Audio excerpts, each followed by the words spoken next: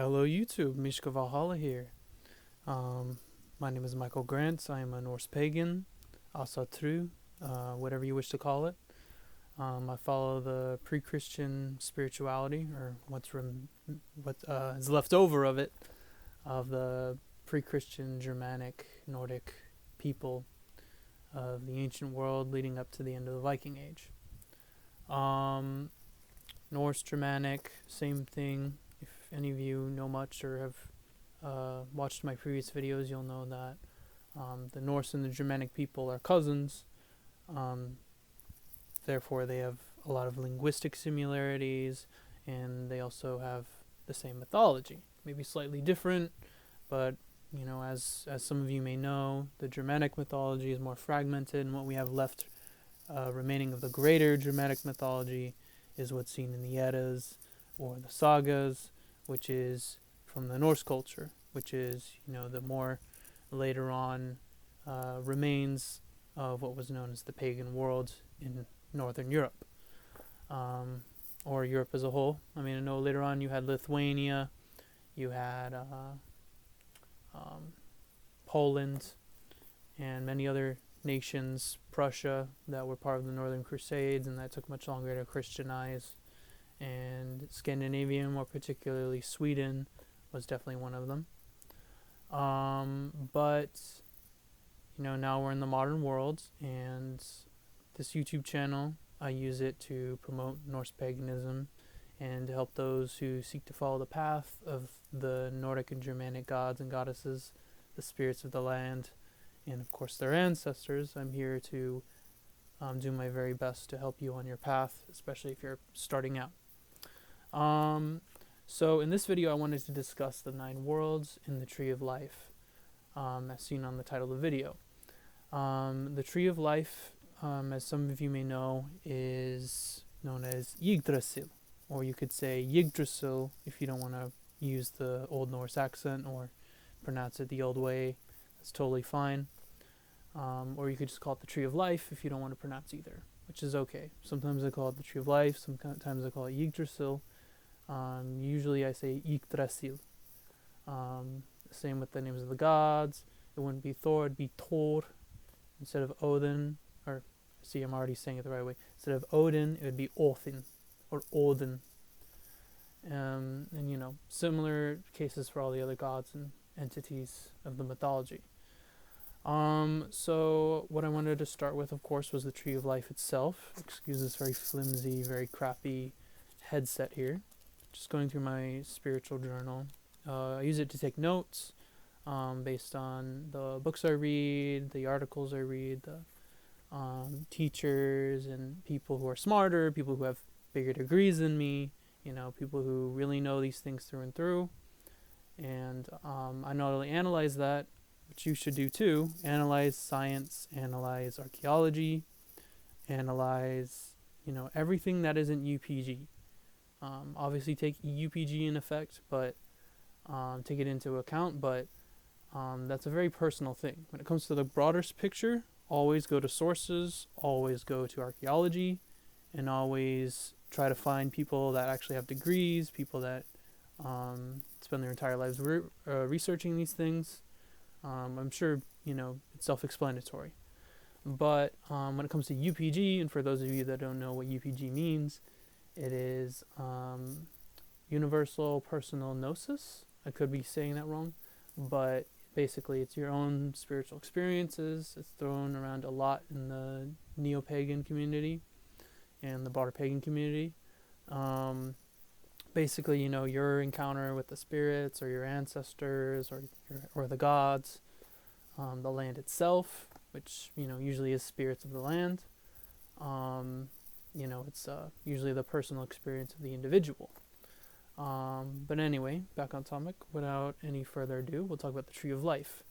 So this is another thing that I'll stress on my channel, and that many other pagans and Norse pagans stress on their channel. It's the fact that you need to take etymology into account in language when trying to understand these pre-Christian religions. Because, over time, language started to become more of a superficial thing, less of something that was, delved deep into a meaning of something. To the ancient people, it would have been straightforward. Like, for instance, Odin, his name means of ecstasy or of fury, or older. Older would be the correct word, or old, or vod, which would be an older Germanic dialect. But it basically means the same thing. Fury, poetic fury. What does Odin represent as a god? He represents fury, knowledge, wisdom, inspiration, death, shamanism, magic. All those things that his name expresses. And then, of course, you have Freyr and Freya, Lord and Lady. You have Heimdall, or Heimdallr, which means this great land or great earth. It makes sense since his job is to sit on the Bifrost Tower, the rainbow bridge that connects the 9 realms, or you could say Midgard and Asgard. And he watches over the 9 realms. He can see everything. He can hear the grass grow. He can, perceive things far away that the rest of the gods can't. And that's his job. Like, maybe as this great watcher of the land, his name means this great land or this great home. But, of course, we don't know. We can just translate these things the best way we can and speculate what it means. Usually we get lucky, and the name of the mythological figure or object or place has a direct definition that makes sense to us, such as Valhalla. Val or Val meaning slain or corpse, and Halla meaning hall. Hall of the slain or corpse hall. Same goes for, let me see another good example. Folkvanger, since we're still on the subject of Valhalla and afterlives, which I will make a separate video about. There are other videos out there. I will leave links to other YouTube channels and other people that know much about the subject. I'm just giving you my own personal opinion, my own research, and my own personal gnosis. But places like Folkvanger, which is another afterlife, the field of the host is what it means. It's a field that does have a host, and that host is Freya. Still a little vague, but what we do know from mythology and from the literature and the sagas is that Freya gets half of the slain, and she takes half of the slain warriors to her afterlife, which is Folkvanger, where her great hall lies, which is named Sisrumnir. And Sisrumnir has a longship as the roof. So, off the top of my head, I don't know the definition of Sisrumnir, but I do know that every word in the mythology has a meaning. Another straightforward one, Thor, the god of thunder, a god heavily associated with masculinity, the owner of the home. He's also a fertility god, a god of strength, and he's the protector of mankind, the protector of Midgard, which is the realm of the mortals, which I will get further into in this video.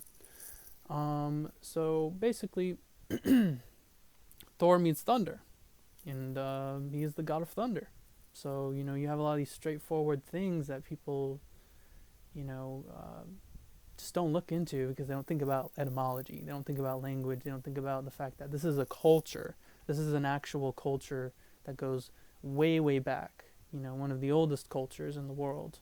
One of these old animistic earth-based spiritualities. One of these paganisms. So they have a lot of similar meanings, a lot of deeper, ties to nature. But anyway, I'll get to the realms themselves now. I can branch out in other videos for other subjects if you're interested. I will try to regularly make videos more often. I know I'm not good at it. I did delete a couple.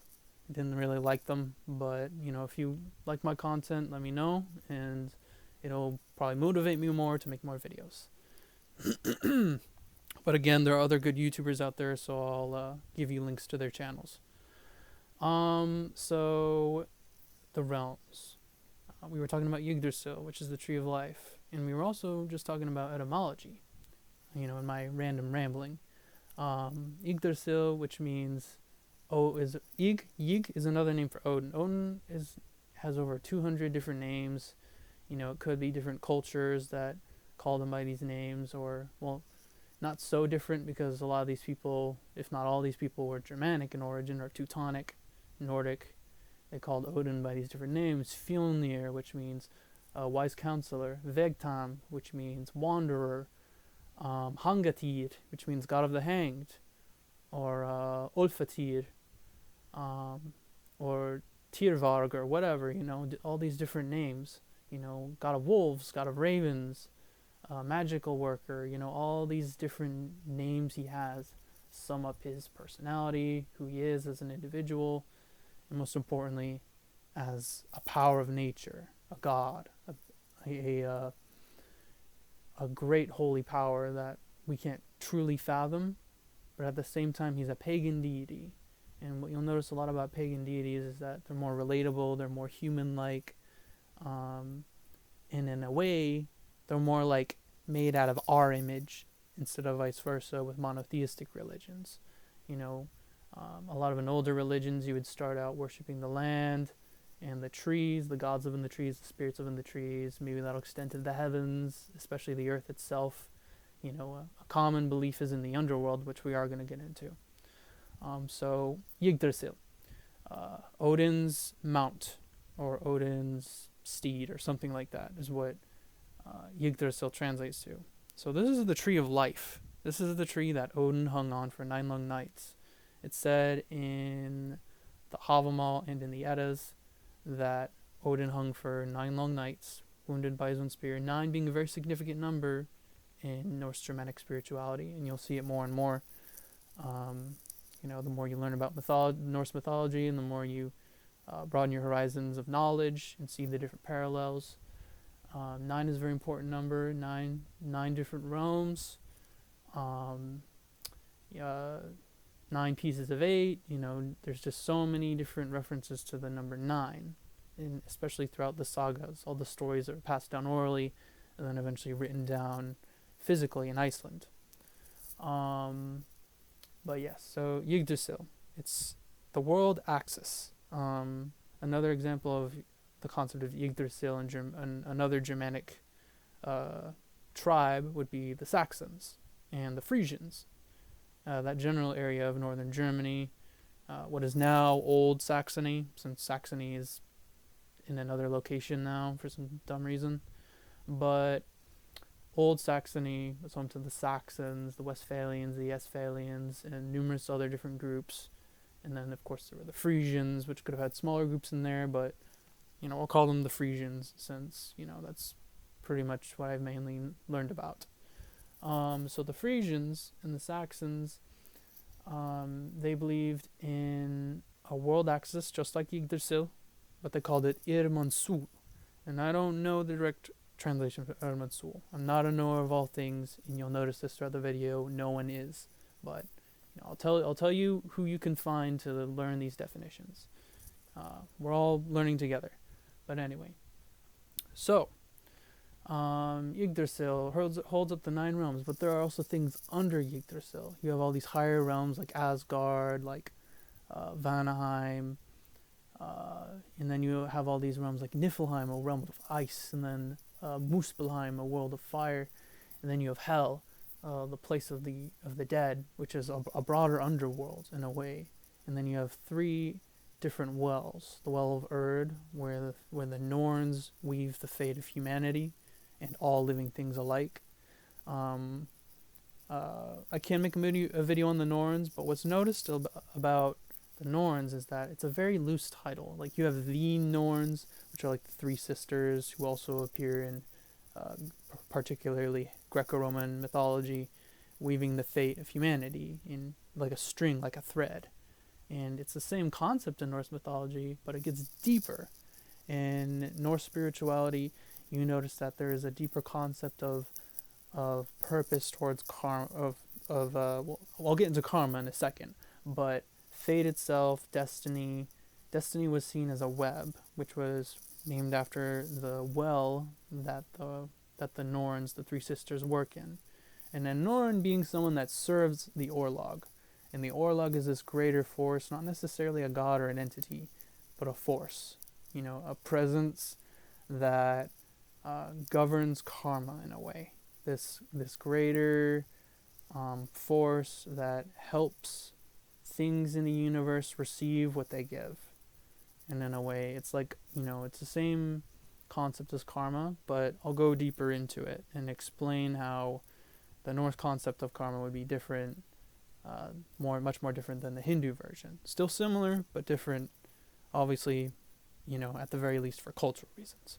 But let me get into it. So Orlog, it's all the Norns are in service to it, and that's not just the three sisters, Skål, past, Verdandi, present, and Urt, future. So, in a way, the well of Urt could be the well of the future. And these three sisters spin it. There are other beings that practice weaving fate, weaving the web of Vird, or Urt, which is essentially the grid, the greater web of fate that is controlled by not only the Norns, but the Orlog. And the Orlog being the force of justice, the force of karma. And karma, lack of a better example, being Orlog, works differently in Norse spirituality. So let's say, I'm no expert though.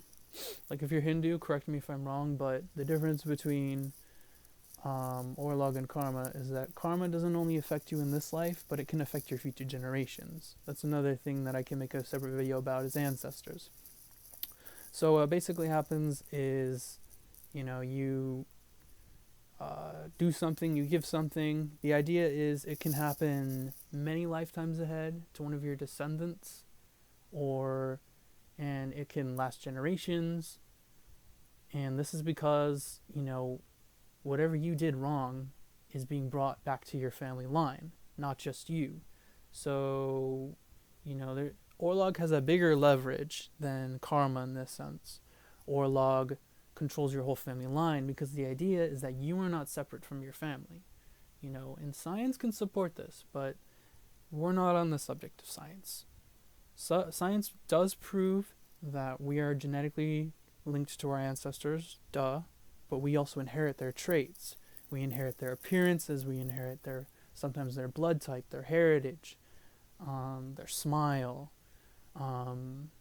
parts of their personality. But we are still our own mind, our huger, which is a part of the self in Norse spirituality. But we can obviously get into that in another video. There's different parts of the self that you can also look and learn about in other videos. But I can make another video of my own if you would like. I probably will, but it'd be nice to have the support. But anyway, so Orlog affects your family, your ancestors. The idea is that your ancestors are constantly watching over you, more so than the gods and even the spirits of the land. The gods are greater powers, higher beings that are, if not at their absolute potential, they are way more closer than their higher potential than we are.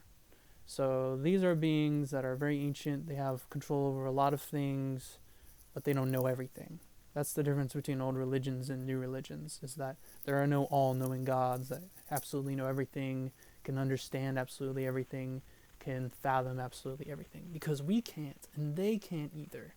And they're gods. And that kind of broadens the horizon a lot more and makes things much more believable, in my opinion. But anyway, back to the subject of Orlog.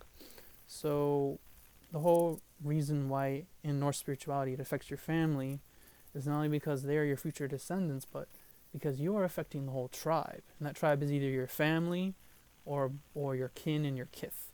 People that are related to you, and then people that aren't. Kin being the people that are related to you, and kith being like tribe members, people that are very close to you, but they can earn the status of kin, like blood.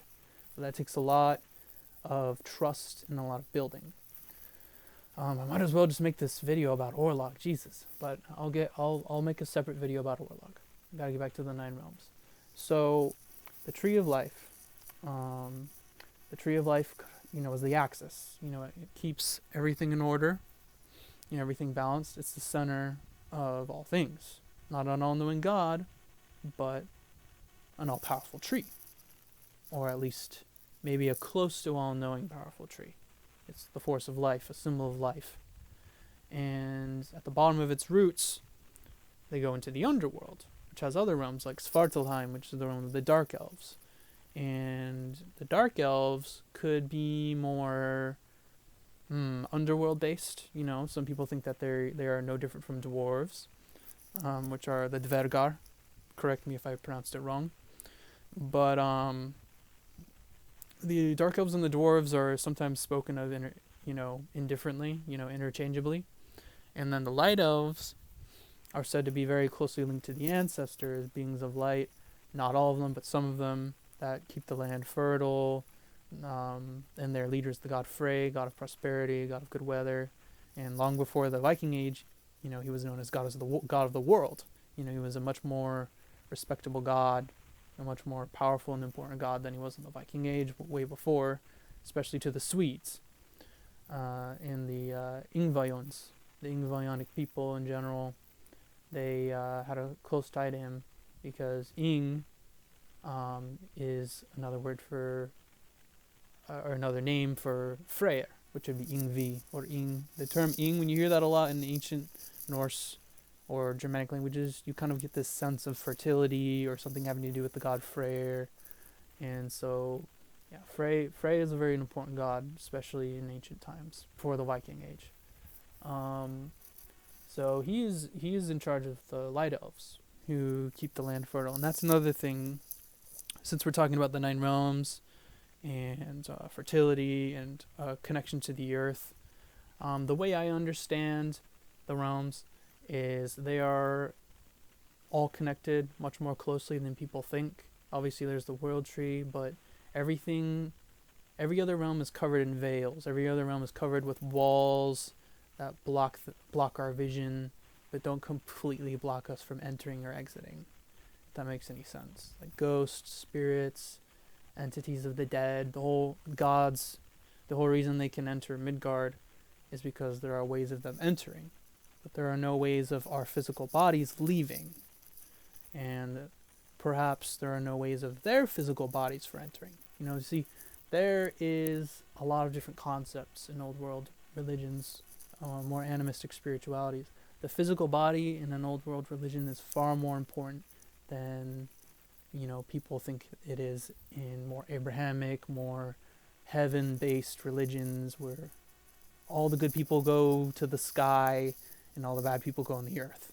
But if you are getting into Norse paganism and you're afraid of having an afterlife underground, maybe this isn't a religion for you or spirituality for you, or most traditional paganisms, because in a lot of traditional paganisms, especially European ones and even some South American ones, the underworld is a place of the dead. Not just a place of gods, a place of monsters, but a place of the dead. And most of the dead go there. The idea is that it's not a bad place. In fact, during the Christianization of Europe, particularly, hell was turned into a bad place. Hell is the original word that the Nordic people used when describing the underworld. And hell is not a bad place. In fact, it is probably, I'll tell you what it says in the Poetic Edda. In the Poetic Edda, it says it's a bright realm where all the different social classes dwell, all of them, they compete, and sometimes they wait to be distributed to different great halls all around the 9 realms. Something I definitely can accept and believe. But in the prose edit, it says it's a dark realm, a place that nobody wants to be. Everyone wants to go to Valhalla, but most people aren't going to Valhalla because they're just gonna, die of sickness and old age and shit, and not, excuse my language, and not die in battle. While I think that even nowadays it is hard to get into Folkvanger or Valhalla, especially Valhalla, is the fact that, nowadays most of us aren't fighting for our lives, especially in, more first world countries and people that have it well off and have a lot of privilege. We're not out there fighting our asses for our freedom. We're talking about it, we're protesting, but we're not physically out there fighting. And so the whole point of that is, the idea is most of us, either way, are going to hell, going to the underworld. And you see, took me a little bit to shake that little fear out of me, because what did we learn a lot, especially in the Western world, of what the underworld's like? A bad place. But that's a lot of Christian and Abrahamic influence, by far. So scratch that idea if you're going to get into this. Hell is not a bad place. It's a place where most of the dead dwell, and that's a place where all people will likely go before they go anywhere else. You got to make the journey to the underworld, because most of the time, that's where your body is being buried. Think about it. The earth is where your body goes. If you don't want your body to go to the earth, and especially if Christians didn't want their descendants going to the underworld when they die, why not just cremate them? Send their spirit to the heavens through the fire. That could have been a very pagan concept, and so was burying the dead. Anything before these times, and that still exists, and that existed before the times of Abraham, were pagan. And even during the times of Abraham, before Christianity. So, get that out of your head. Hell is not a bad place. Anyway, I can make a separate video about that. And then, of course, you have Jotunheim, one of the more chaotic beings, old gods, the Jotnar, or the Thurs, or Thurser.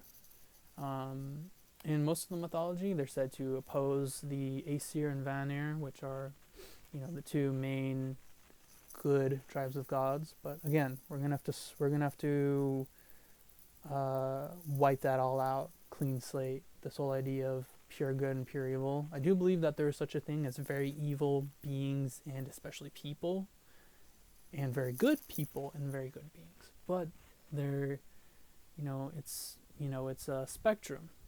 There are different shades of gray, on each side. The further towards the gray you go, the darker and more malicious you get. The further towards the light, the more approachable, more friendly you get. But that's the thing, though, is that doesn't mean it doesn't mean that there's pure evil and pure good. I refuse to believe that. That's not how the world works. You can't just walk up to a dog that's biting someone's leg off and call them evil just because they're doing that. One of many reasons: they are hungry. 2, the owner, without you looking, could have been beating up the dog and you didn't see. Or 3, the dog just doesn't know what he's doing because he has a lot of trauma, and because he's a dog and he doesn't have the thought process that we do. I'm not saying that animals or dogs are dumb, especially since, I'm a pagan, and I really believe in the sacredness of animals, and I really believe in the sacredness, of the land, and how important and significant, the consciousness and the well-being of the animals are. And I do believe they're much smarter, and they have a way bigger understanding of the world than we think, especially of humanity and their relationship to us. And a lot of that is stuff that we as humans have forgot, our relationship to the animals and our relationship to nature. We've remembered it through science, but science is not spirituality. There's a difference. There just happens to be some spiritualities that support science more than others. And usually spirituality that accepts science more than others are world-accepting religions. And funny enough, these are religions that go further back. Religions that ancient people that saw the earth and the heavens and everything around them, all the trees and forests, and said, this is important because we need it. We need it to live. We need it to survive. But then they had further experiences, things that they can't explain. And that didn't change to this very day. To this very day, there's very spiritual, very crazy, profound things that we still can't explain. And that's something that didn't change. What changed was our approach and our attitude towards the spiritual. We started to separate the physical world from the spiritual world.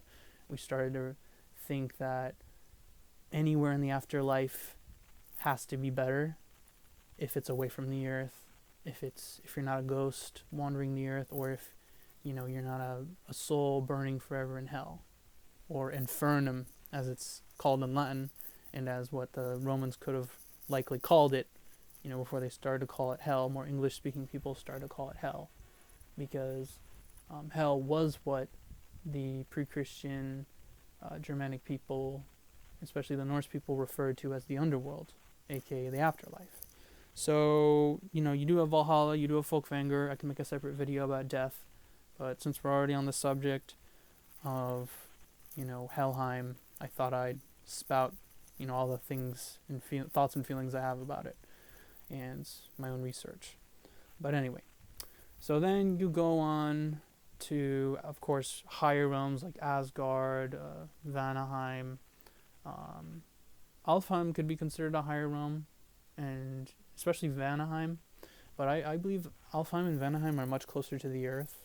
I believe that Jotunheim too, is much closer, to the roots, closer to the earth of Yggdrasil, the higher areas, much closer to Midgard, the realm of humanity. And the reason I say that is because the Jotuns came, before all of us, and they were ancient gods, much like the Titans in Greco-Roman mythology, who, controlled the weather, gave their followers signs, were worshipped, so on. But, these Jotuns, they came, before all this. They're primordial beings. That's the idea. And if they were there first, then they have a very strong connection to, this basic plane of existence that ideally the gods gave us. The spirits, the powers of the universe, they gave us, this realm to live in, Midgard. And the reason why it's called Midgard is because it's in the middle. It's in the middle of the tree of life. Midgard, and Gard means wall. So there's a wall surrounding Midgard, just like Asgard. Asgard, As means home. As means god or goddess. And then Asgard, which means wall of the gods, or wall of the Aesir. And that's the highest realm, of course. Since the Aesir being Odin, Thor, Tyr, they represent gods more associated in magic, energy more associated with order and stability, rather than more chaotic beings, which would be, like the Jotuns or the monsters, or, just more darker, misunderstood beings of, the earth or the void. Ginnungagap, it was said that Ginnungagap was there before the 9 realms. Well, most of the realms, but there were 2 realms there at the beginning. There was Ginnungagap, which is the great void. Could be space, anything can happen in space. And the fact that it's black and dark draws into a lot of parallels between the ancient idea that the black wasn't a bad color. It wasn't. That's a very Christian idea. Black is a very earthy color. When you undig, when you dig into the earth is black or brown, dark. It's a dark color.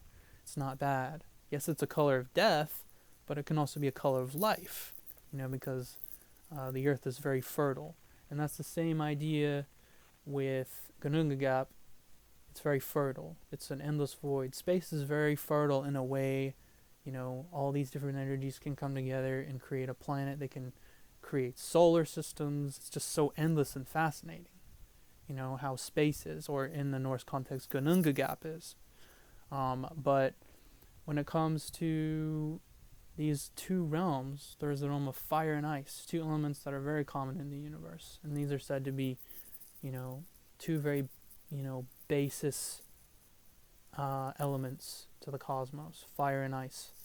Nifflheim, the realm of ice, was said to be, the realm where many of the first gods, more particularly the Aesir, were born, from the Jotuns and the frost giants, which are the Jotuns. And of course, you have the great cow that emerged with Buri. And Buri was said to be buried in the ice, an ancient being buried in the ice, and he was unburied by Adumla. And so this can also go into another video, the concept of Ragnarok and the concept of cycles and rebirth. There were already people there before us, so it's possible that Ragnarok works like a cycle. It's happened long before us, many times, and it'll happen again. And that's, what we read in the sagas and in the stories, is that Ragnarok will happen again, and that is when our cosmos will start over, just like the seasons start over. Everything is a cycle. It isn't linear time. But I do see it personally. The way I view time personally is a moving wheel, like a cart. It's moving like that, summer, winter, fall, blah, blah, blah, but it's moving forward and never goes back and never stops. because time never stops. That's also another thing. But time isn't just view, view, view, view. It's not. That's a very modern idea, and, a very Abrahamically influenced idea that time, is just linear. Things happen, and they're supposed to happen like that no matter what, which is not how fate works in Norse spirituality either. There isn't this idea of pure, decided destiny. The way you die, you can't help. The way, why you're here in this life, it's not something, that, you can constantly, change per se, but there is a way of changing fate in older spiritualities, more particularly when we're talking about Orlog, when we're talking about Norse spirituality. I'm a rune reader, so that's why I talk about these things. You can take it as UPG. A good amount of it is probably UPG, but I also do research. And so as a rune reader, as somebody that has an understanding of the runes and has done readings for people that have been quite successful, and for myself as well, it's like a map, to understand fate. And fate is a web. The idea is that it's understood as a web that connects all living things. And there isn't one strand of web to go down. There isn't a strict way to follow things. There are different pathways. It's like a river, different pathways to go down. And down these different chords of the web of fate, there are different things that'll happen to you and different things you have to react to. But the idea of the runes is that they'll tell you what things you'll experience on those paths. And that's what I essentially believe I uncover when I do rune readings. And when it comes to, all that, this idea of like, I can't change my fate, the gods have it decided for me, and it's a very Christian idea. You decide your fate. There are people that can help. The gods can help. Especially your ancestors can help, and the spirits can help. But, your life isn't just built up of things that have to happen. There are many things that do happen, many things that are incredible, that I would never believe are coincidence. And I don't believe in coincidence. Like most of the time, I think everything happens for a reason. But it doesn't mean it's meant to happen. You can ponder that more if you want, or maybe you already understand what I'm talking about. I can make a separate video for it, obviously, but that's kind of where I'm getting at. So we've talked about the dark elves, the light elves. Of course, we have Vanaheim, which is realm of the Vanir. And these gods, Vanaheim, I do believe is closer to the earth than Asgard. Maybe not as close as Alfheim or as close as Jotunheim. But I do believe that Vanaheim, still being one of those higher realms, is more closely tied to the earth, like the trees, the rivers. And the reason I say that is because a lot of those gods in the Vanir are very representative of change, less so than order. They're more representative of fertility, love, passion, magic, and less so about preserving order and staying strictly stable, like the Aesir are all about. All these powers are very relevant and important, by the way. Personally, as a heathen, I would never pick sides. Obviously, on my own personal path, I work more primarily with, more Vanir gods, but I also work with Aesir gods. And I do personally prefer working with the Vanir more than the Aesir, but considering my own personal, spiritual path, I still can't ignore the Aesir, because one of the gods I work with constantly is from the Aesir, and a very well-known Aesir. So I can't just say that I'm taking a side, because that's not something you should do. Take sides in this life. Take sides among humans. Don't take sides among the gods, because that is probably a very unuseful thing to do, and especially if you believe in these things, not a very smart thing to do. But anyway, so Vanaheim, the Lord of the Vanir, was known as Njord, Lord of the Shores, Lord of Seafarers, a god I work very closely to, as well as his son Freya, or his daughter Freya, and his son Freyr. who are twins, both gods of fertility, strong in magic, very beautiful. Freya, probably the entity I work with the most out of all of them. She has a lot more to her, and not only does she rule her own afterlife of Sistrumnir / Folkvanger, she is known to be Queen of the Valkyries. She is known to just have a very strong hold as a goddess, be very powerful, have a strong temper, have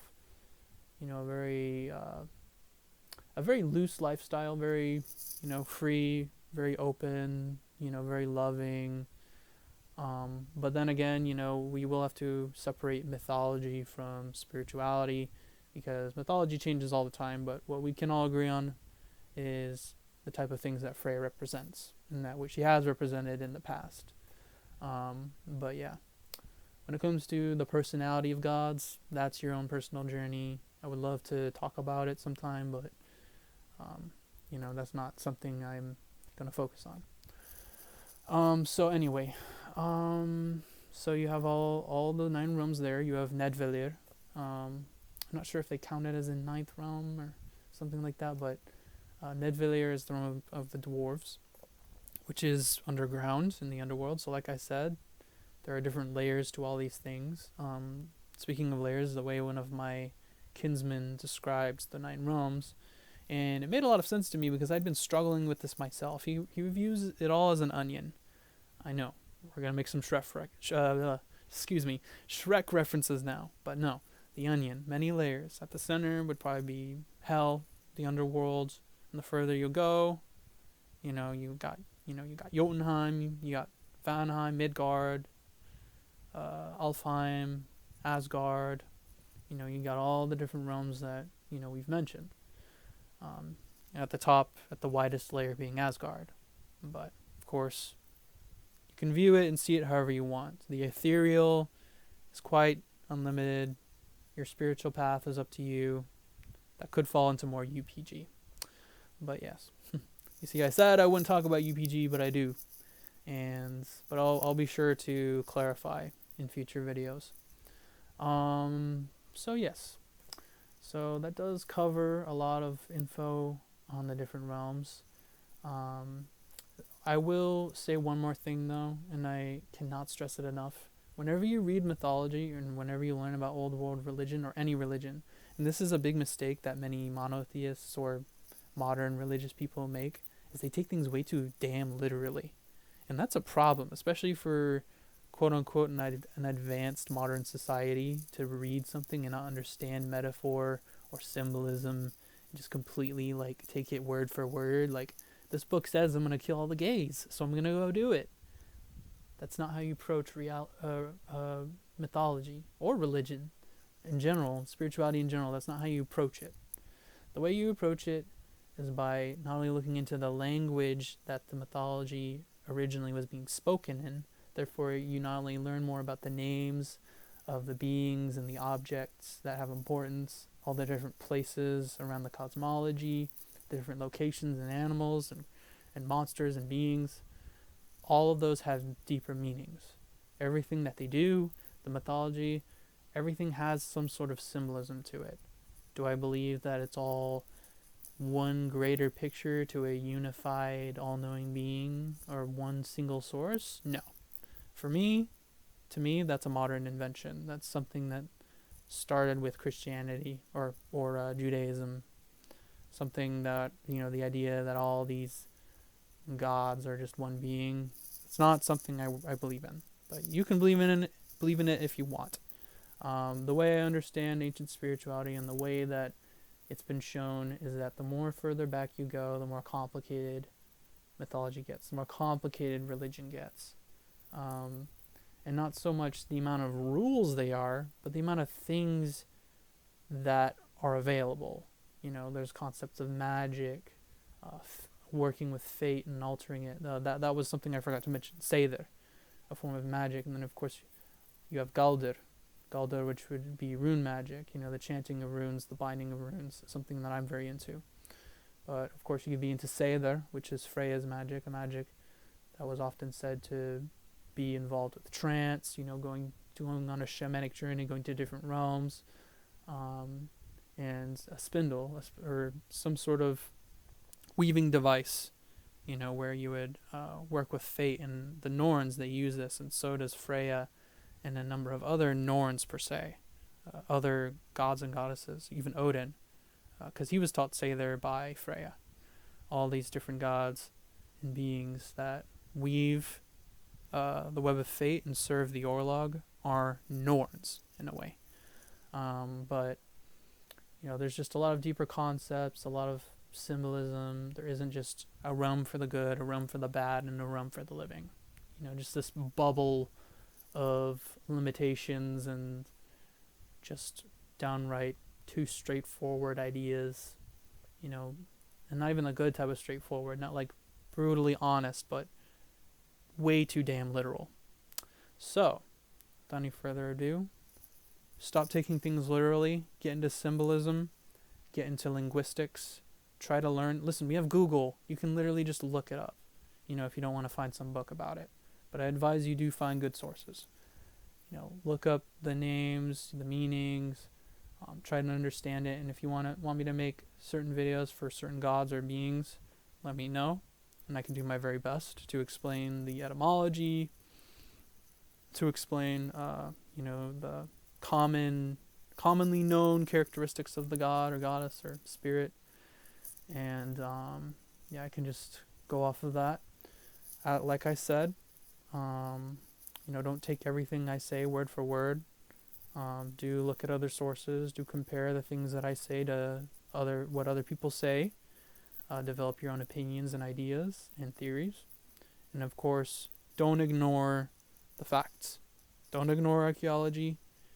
And try to consider the sources of people that have been studying these things their whole lives. I'll leave the links in the description, like I said, to some of these good channels. And without any further ado, hail and thank you. May your ancestors, the gods, the spirits, whatever you worship, may they watch over you. And have a nice day.